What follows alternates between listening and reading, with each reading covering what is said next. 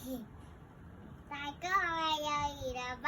韓文叫我今日講嘅故事係三隻小豬。從前有隻三隻小豬，豬媽媽叫佢哋起屋，豬大哥亦到處起稻草屋。我發咗起佢就瞓覺啦。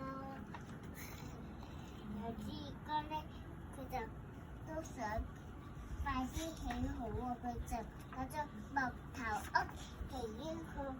起啦，佢好快就起完啦，佢就玩啦。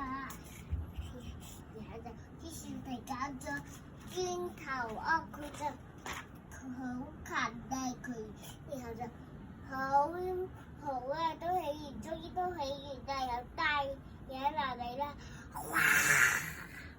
然後就個稻草爛到我咩有一吹就吹冧咗啦。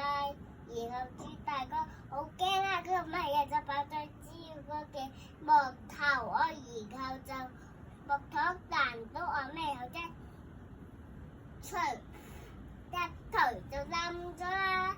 然後就豬大哥豬二哥好驚啊！就去咗豬小弟嘅磚頭屋，然後就吹又吹就吹唔冧，推又推唔冧，然後諗下先啊，排煙推入去，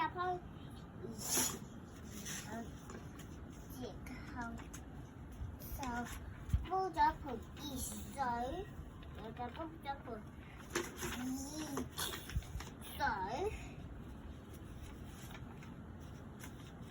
然後就煲咗盆熱水，然後就三隻小豬準備咗盆熱水，然後